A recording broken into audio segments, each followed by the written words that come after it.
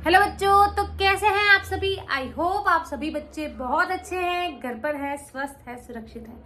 स्वागत है आप सभी का 5 मिनट की कॉन्सेप्ट बूस्टर सीरीज में। और आज का जो हमारा टॉपिक है वो टॉपिक है जिप्सम एवं प्लास्टर ऑफ पेरिस। तो इसी के बारे में हम बात करेंगे। तो सबसे पहले हम बात करते हैं जिप्सम की। अगर जिप्सम के सूत्र की अगर हम बात करें तो भाई CaSO4 कैल्शियम सल्फेट और उसके साथ 2 अणु जल के, है ना। लवण है, आप सभी को पता है। अगर लवण एक है तो उसके साथ जितनी भी जल की मात्रा है वो उसमें उपस्थित क्रिस्टलन जल की मात्रा है। तो अगर आपसे कोई पूछे जिप्सम में क्रिस्टलन जल के कितने अणु हैं, तो भाई जिप्सम में क्रिस्टलन जल के 2 अणु हैं। ठीक है। अब इसी जिप्सम से हम निर्माण करते हैं प्लास्टर ऑफ पेरिस का। तो इस जिप्सम को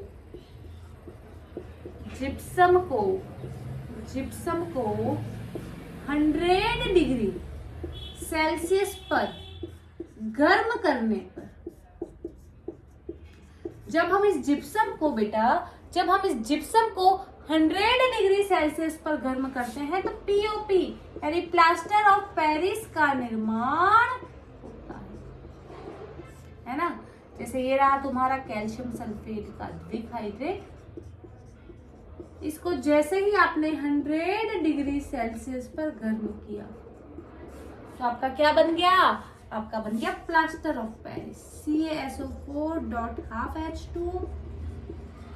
इसको बोला जाता है प्लास्टर ऑफ पेरिस और साथ में आपको 1.5 अणु जल का मिलता है। अब अगर आपसे कोई पूछे कि प्लास्टर ऑफ पेरिस में क्या पूछे आपसे, अगर आपसे कोई पूछे कि प्लास्टर ऑफ पेरिस में क्रिस्टलन जल के कितने अणु पाए जाते हैं, तो मैंने क्या कहा, लवण की संख्या 1 होनी चाहिए। लवण के सूत्र इकाई में जितने जल के अणु हैं वही क्रिस्टलन जल है। तो यहाँ अगर देखो CaSO4 एक लवण है, इसके साथ हाफ अणु जल का है, तो यही तुम्हारा क्या है, क्रिस्टलन जल। अब आपसे एग्जाम में बहुत सारी बातें पीओपी के बारे में पूछी जाती है। तो सबसे पहले अगर हम पीओपी के सूत्र की बात करें, है ना, पीओपी प्लास्टर ऑफ पेरिस सूत्र क्या है, CaSO4.12H2 कैल्शियम सल्फेट के एक अणु के साथ पानी का आधा अणु। इसका रासायनिक नाम पूछा जाता है, जिप्सम का रासायनिक नाम। तो देखो CaSO4 यानी कैल्शियम सल्फेट,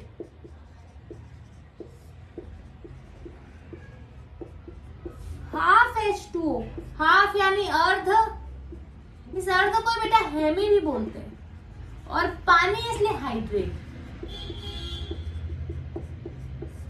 तो कैल्शियम सल्फेट का अर्ध या हेमी हाइड्रेट, इसके उपयोग पूछे जाते हैं। तो भाई आपने देखा होगा घरों में ऊपर पीओपी की होती है, पीयूपी की होती है ना, पीओपी की होती है। तो भाई घरों की सजावट के लिए इसका उपयोग करते हैं।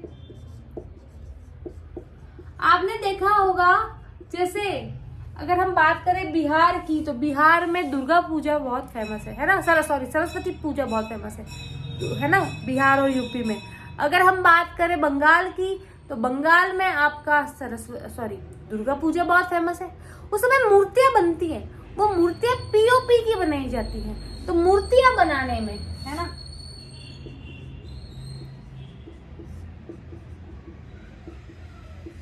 आपने देखा है अगर आप किसी का हाथ पैर टूट जाते हैं, भगवान करे आपके हाथ पैर ना टूटे, लेकिन अगर किसी के हाथ पैर टूट जाते हैं तो इन हाथ पैरों को जोड़ने के लिए भी या टूटी हुई हड्डियों को जोड़ने के लिए भी पीओपी का उपयोग किया जाता है ना।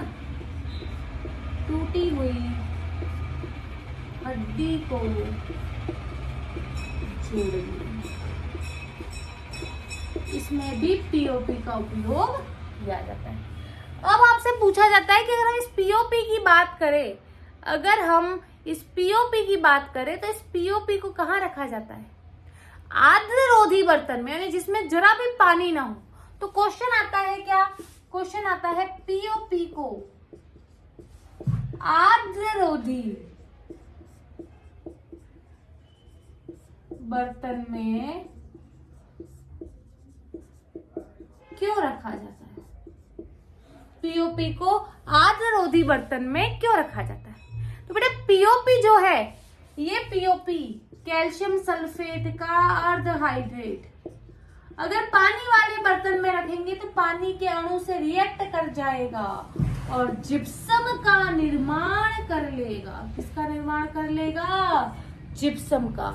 इसीलिए पीओपी को आर्द्ररोधी बर्तनों में रखा जाता है ताकि वो जिप्सम ना बन जाए, क्योंकि हमें तो पीओपी चाहिए। अगर उसने पानी वाले बर्तन में रह के अगर पानी बना लिया तो कोई मतलब नहीं। ठीक है, चलिए आई होप आपको क्लियर है। तो आज की क्लास को हम यहीं एंड करेंगे, मिलेंगे नेक्स्ट क्लास में। तब तक के लिए बाय बाय, टेक केयर।